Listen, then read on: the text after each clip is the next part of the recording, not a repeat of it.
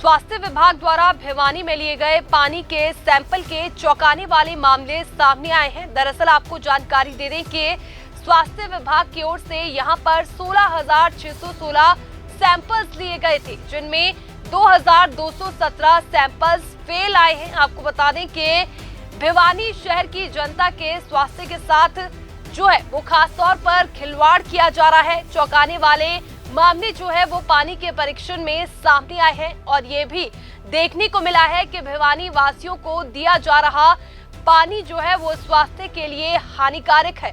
तो वहीं इस बारे में जानकारी देते हुए भिवानी के मुख्य चिकित्सा अधिकारी डॉक्टर रघुवीर शांडिल्य ने बताया कि स्वास्थ्य विभाग द्वारा भिवानी शहर के विभिन्न स्रोतों से कई सैंपल लिए गए थे, जिनमें सुरक्षा मानकों को पूरा करने में कुछ सैंपल विफल रहे।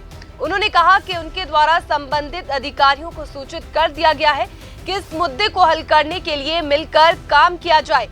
वहीं इस बारे में जन स्वास्थ्य विभाग के अधिकारी अशोक भट्टी का कहना है कि पानी का सैंपल फेल आने के कई कारण होते हैं, जिन कारणों का पता किया जाता है उसके बाद दोबारा से जांच की जाएगी। सीजन में वाटरबोर्न डिजीज ना हो, इसके लिए हम समय समय पर वाटर सैंपल लेते रहते हैं। अगर हम डाटा की बात करें, 2022 में हमने 33,963 का सैंपल लिया, जिसमें 9,780 फेल आए और 2023 में हमने सैंपल लिए 72,349, इसमें से 12,356 फेल आए। अभी तक हमने 16,716 सैंपल ले लिए मई तक, इनमें से 2,217 फेल आए। जैसे भी फेल आते हैं तो उसकी इन्फॉर्मेशन हम उपायुक्त महोदय और एक्शन BNR को ना इसके पब्लिक हेल्थ को देते हैं, ताकि वहाँ पर वाटर की क्वालिटी सुधारी जा सके। दूसरी, हमने एक टीम बना रखी है MP मल्टीपर्पज़ हेल्थ वर्कर की, वो हाउस टू हाउस सर्वे करते हैं। तो जहाँ पर भी कंटेमिनेशन की संभावना लगती है तो उस एरिया में हमारी 22 टीम तो हैं शहर में और 138 टीम है हमारी फील्ड में। तो ये सारी डाटा पूरा डिस्ट्रिक्ट का है, जो कि हम जितने भी अनफिट आते हैं उनकी सूचना हम उपायुक्त महोदय को और पब्लिक हेल्थ को देते हैं। तो सैंपल में हम 2 तरह के टेस्ट करते हैं, एक तो ऑर्थोटोलिडीन टेस्ट करते हैं और एक तो बैक्टीरियोलॉजिकल टेस्ट करते हैं। जो बैक्टीरियोलॉजिकल जो टेस्ट में अगर फिट होता है उसकी भी संख्या हमारी इसमें दर्ज करवाते हैं और अनफिट आते हैं उसकी भी संख्या दर्ज करवाते हैं। जो ऑर्थोटोलिडीन जो टेस्ट है उसमें इसका मतलब ये है कि इसमें क्लोरीन की मात्रा है कि नहीं, वो उसका टेस्ट होता है।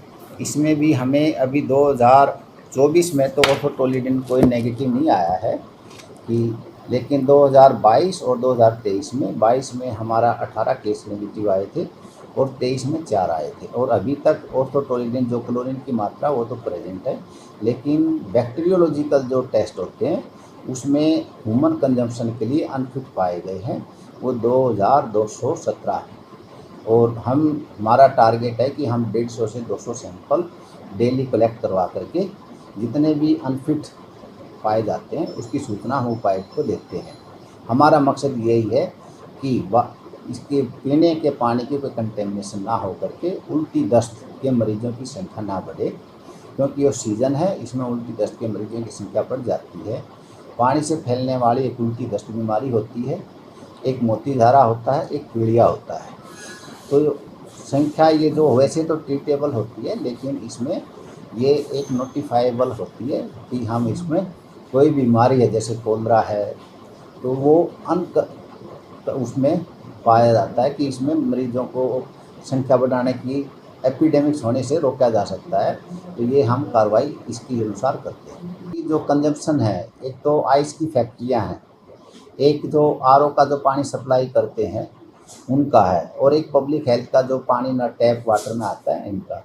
तो सभी के जो हमने जो ह्यूमन कंजम्पशन के लिए यूज हो रहे हैं उनके सभी का सैंपल हम करते हैं। जो भी अनफिट होते हैं उनको सूचना की जाती है कि इस एरिया में अनफिट पाया जाता है। अगर RO के सप्लायर का जो वाटर सप्लाई करता है उसको भी हम अवगत कराते हैं, और उस समय उसका तो जब तक उसका फिट नहीं आ जाता तब तक उसकी वाटर की सप्लाई भी बंद करवाते हैं। अगर कार्रवाई की बात की जाए किस प्रकार का यह कार्रवाई इसमें जो मतलब जो स्टेप होते हैं, हमारा मकसद ये है कि जो भी ह्यूमन बीइंग के लिए अनफिट सैंपल आते हैं उसकी सूचना उपायुक्त और पब्लिक हेल्थ को दी जाती है। आगे की कार्रवाई उनके द्वारा की जानी होती है। देखिएगा, जन स्वास्थ्य अभियंत्रण विभाग अपनी जो डिस्ट्रिक्ट की लैब है और उसमें समय समय पर हम लोग पानी की जांच करते रहते हैं। तो उसमें कई सैंपल जो हैं फैलाने का कारण आप पूछ रहे हैं, तो उसमें कई कारण हो सकते हैं कि जैसे सैंपल लेने वाले के हाथ साफ ना हो, या फिर जैसे बरसात का टाइम चला हुआ है अभी, तो बरसात के कारण भी थोड़ा मिट्टी पानी के अंदर आ जाती है। कई बार फिल्टर मीडिया भी ठीक से काम नहीं कर रहे होते। तो ये चीज़ें हैं कि उसमें फिर सैंपल फेल आ सकता है। पर जिसका भी सैंपल फेल आता है उसमें हम लोग उसकी दोबारा सैंपलिंग करवाते हैं।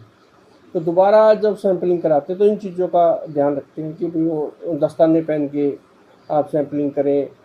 बरसात उस दिन या उससे एक दिन पहले या उससे एक दिन बाद ना आई हुई हो, तो ये चीज़ें हम लोग उसमें देखते हैं। अदरवाइज़ तो कोशिश यही रहती है कि स्वस्थ पानी जो है लोगों के घर तक पहुँचे। जब भी कोई सैंपल फेल आता है तो उसमें संबंधित अधिकारी को, जैसे ग्राम स्तर के ऊपर है तो जेई को या एसडीओ को निर्देश दिए जाते हैं कि आप इसका कारण पता कराइए। जैसे मैंने आपको बताया कि मशीनरी का भी कई बार हो सकता है, जो सैंपल लेने वाला है उसका भी कारण हो सकता है। जो जो कारण होता है, जो क्यों सैंपल फेल आया है, तो उसमें हम कारण जान के फिर उसको निर्देश दिया जाता है कि दोबारा सैंपलिंग लो, तो फिर इसकी दोबारा सैंपलिंग ली जाती है। और लोगों को भी समय समय पर जागरूक करते हैं। भिवानी ज़िले के अंदर हमने काफ़ी जो है एफटीए किट, जो फील्ड टेस्टिंग किट होती है, ये वाली ये फील्ड टेस्टिंग किट है, ये घर पे ही चेक कर सकता है पानी कि वो पानी पीने योग्य है नहीं है। हमने काफ़ी आंगनवाड़ी वर्कर हैं, आशा वर्कर हैं, ग्रामीण हैं, स्कूल हैं, सभी में हमने फ्री में हमने बांटी है और इसका काफ़ी अच्छा रिजल्ट है। ताकि ईजिली तौर पे कई बार लोग जो हैं लैब तक नहीं आ पाते, पानी टेस्ट नहीं करवाते, तो उनके लिए हमने ये कि अपने घर पे ही आप पानी चेक करो, आपकी आंखों के सामने ही पानी चेक करो, तो उसमें फर्स्ट स्टेज पे पता चल जाता है कि भाई पानी पीने योग्य है या नहीं।